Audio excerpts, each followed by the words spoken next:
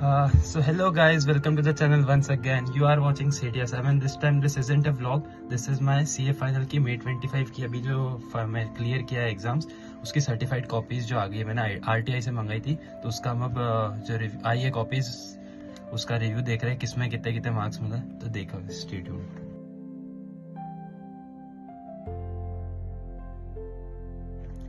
तो सबसे पहले आप देख रहे हैं मेरे एक्चुअली दो ही पेपर थे अभी May 24 के अंदर, AFM and audit.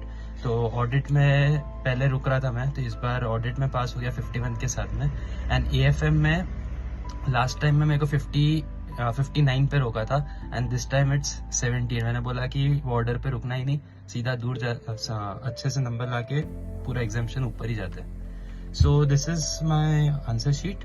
So this is from 17, मतलब जो मेन अपना रिटर्न पेपर होता है उसमें से मेरे को 70 में से 48 मार्क्स मिले हैं। ये हमारा ठीक है MCQ का इधर पड़ता है, और ये पूरा RTI से मंगाते तो या फिर सर्टिफाइड कॉपीज मंगाते तो इधर नंबर मिलते हैं। तो सबसे पहले जैसे क्वेश्चन नंबर 1 में है 12 मिले हैं मेरे को पूरे 14 में से, सेकंड में 10 मिले हैं, थर्ड वाला क्वेश्चन थोड़ा सा शायद मेरा गलत हो गया था तो उसमें मेरे को 5 ही मिले हैं, फोर्थ में वापस 10 नंबर है, फिफ्थ मैंने ऑप्शन में निकाल दिया क्योंकि 6 में से हमको 5 ही अटेम्प्ट करने होते हैं, एंड लास्ट वन है सिक्स्थ वाले में मेरे को 11 नंबर मिले हैं out of 14। So all in all मेरे को 70 में से 48 मिले हैं। एंड जो MCQ वाला था, MCQ में आप मानोगे नहीं, इस बार के MCQ में फुल 30 on 30 मिले हैं। See, marks obtained 30 and all the MCQs were correct. So in total 48 plus 30 which is equal to 78. So अब कॉपीज का ब्रेकडाउन करते हैं कैसा था। सबसे मैं किसी भी ऑर्डर में, ऐसा कुछ है नहीं कि आप सिंगल ऑर्डर में ही आपको फॉलो करना है। मैंने जो क्वेश्चन पहले आता था मैंने वो वाला फॉलो किया। जैसे सबसे पहले क्वेश्चन नंबर 2 है, तो इनको यहाँ जहाँ जहाँ आंसर मिलता गया वहाँ पे इन्होंने ये टिक टिक किए हुए हैं, ग्रीन टिक्स लगा रखे हैं, रिस्पेक्टिवली मार्क्स भी दिए हुए हैं। स्क्रॉल किया मैं नीचे अभी, और इनको लास्ट में मैंने समराइज करके आंसर्स भी इनको एक समराइज फॉर्म में दे दिए, तो जिससे वो एग्जामिनर को हेल्प मिले कि कैसे इन्होंने फाइनल आंसर क्या प्रेजेंट किया हुआ है। तो क्वेश्चन नंबर 2 किया, और 2 के ए में मेरे को पूरे 6 मिले थे, एंड 2 के बी में को जो अच्छे से आते थे वो मैं पहले करा था। This was just a forex question. तो 2B में भी मेरे को पूरे 4 में से 4 नंबर मिले हैं, as you can see here. फिर है 2C, मतलब मैं ऐसा फॉलो किया इस बार की जैसे क्वेश्चन नंबर 2 कर रहा हूँ तो 2 के ABC तीनों एक साथ करूँ, 3 कर रहा हूँ तो 3 के ABC तीनों एक साथ करूँ। ऐसा कि एग्जामिनर को भी थोड़ा चेकिंग में आसानी मिलती है, और आप उसको ज़्यादा एफर्ट्स नहीं डालने पड़ते कॉपी चेकिंग में, तो वो भी नंबर आसानी से देता है। देन 2 का C ये थियरी क्वेश्चन था। ठीक है, थियरी मेरे को इतना, मैं वैसे SFM में पढ़ के भी नहीं गया था, प्रैक्टिकल बेसिस पे ही था मेरा पूरा, तो थियरी में मेरे को इसमें तो 0 मिला है, तो 2 के C में 0 है।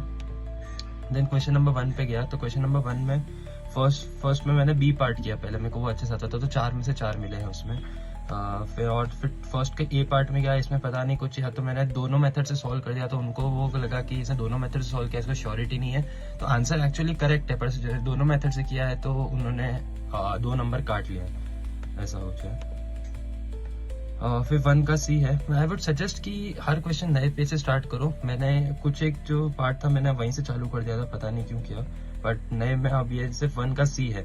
Although this was a theory question 1 का C पार्ट, जिसमें हमको बताना था कि मतलब एक्सपोर्टर वाले एंगल से कुछ तो क्वेश्चन था कि फॉरेन करेंसी रिलेटेड कुछ ट्रांजेक्शन हो रहा है तो उसमें कौन से रिस्क होने के चांसेस है, तो उसमें आंसर था पॉलिटिकल रिस्क, एंड उसमें दूसरी और कौन सी रिस्क थी तो वो बतानी थी, तो जस्ट एक पॉलिटिकल रिस्क लिखा, एंड नेक्स्ट मैंने लिखा है 3-4 जो भी रिस्क मेरे को याद आ रही थी, जितना आ रही थी उसको एक्सप्लेन कर दिया, एंड जिनके खाली नाम पता थे वो मैंने एक्सप्लेन कर दिया। तो 4 नंबर के लिए मैंने इतना सा लिखा है इसमें, एक 1.5 पेज का, तो मेरे को पूरे 4 में से 4 मिल गए। तो इज यू सी, तो फर्स्ट क्वेश्चन में मेरे को खाली 2 नंबर कटे हैं, 12 मिले, और सेकंड वाला हमने देख लिया, उसमें भी वो मेरे को थियरी वाला पार्ट नहीं आता था, तो इसमें 4 नंबर उसमें कटे। हर क्वेश्चन में एक थियरी का इन्होंने ऐड किया हुआ है।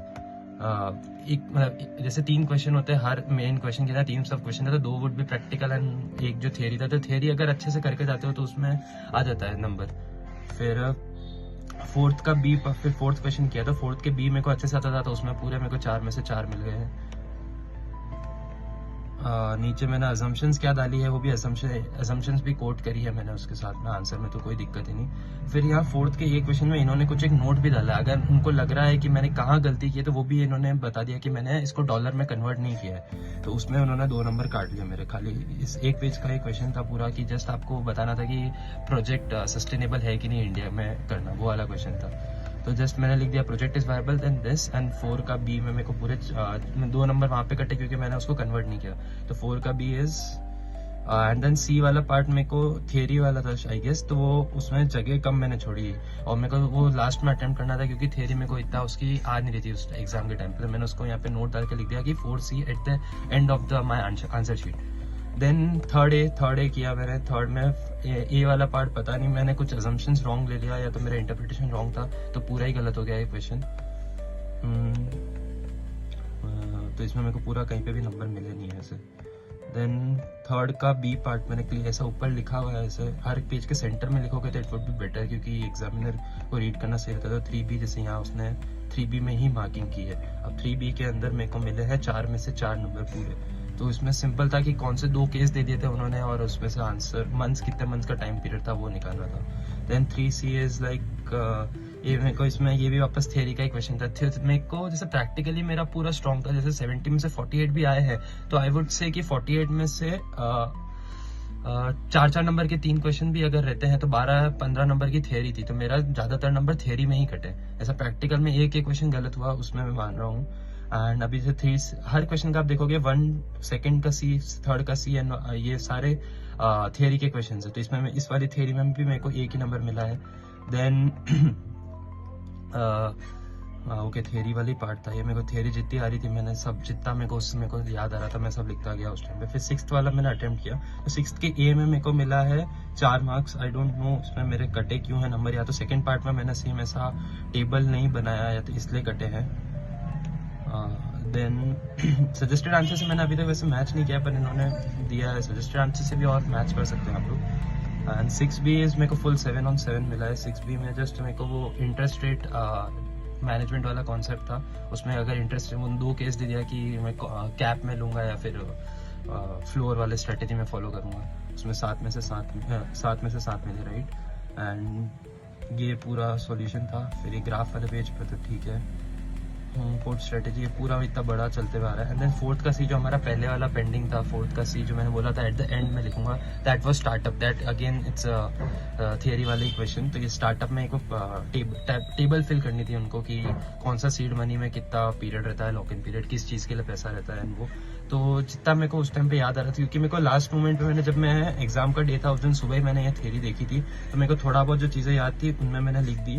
तो 4th के सी में मेरे को मिले हैं 2 नंबर क्योंकि मैंने कुछ लिखा है ऐसा जगह जगह पे, इनका पीरियड सही लिखा है, रिस्क क्या है उसमें डिपेंडिंग ऑन द आगे से आगे स्टेज पे जाता है तो रिस्क कैसा बढ़ता जाता है कम होता जाता है वो चीज़ें। एंड देन या दैट्स इट। तो this was my breakup of my CA finals का EFM का पेपर 70 में से 48 एंड MCQ वाले में जाता हूँ मैं वापस, तो दैट आई गॉट 30/30। सो अगर आप लोगों को भी अगर ये मेरी चाहिए तो मैं वैसे तो हाँ यूट्यूब के कैप्शन में डाल दूंगा, मतलब इसकी ड्राइव के लिंक कैप्शन में डाल दूंगा। और that's it. Subscribe to the channel. And आपको अगर कुछ भी क्वेरीज है या फिर कुछ भी पूछना है CA फाइनल से तो मेरे से लिंक्डइन पे कनेक्ट कर सकते हो, इंस्टा पे कनेक्ट कर सकते हो और यूट्यूब पे सब्सक्राइब तो करना ही। So that's it for this video, not blog, that's it for this video. मिलते हैं आप सभी से हमारे नेक्स्ट। अब मैं इसी सीरीज के अंदर में मैं एक ऑडिट की भी रिव्यू करके डालूंगा 1-2 दिन के अंदर। तो till then stay safe, stay happy and keep watching Sethia साहब।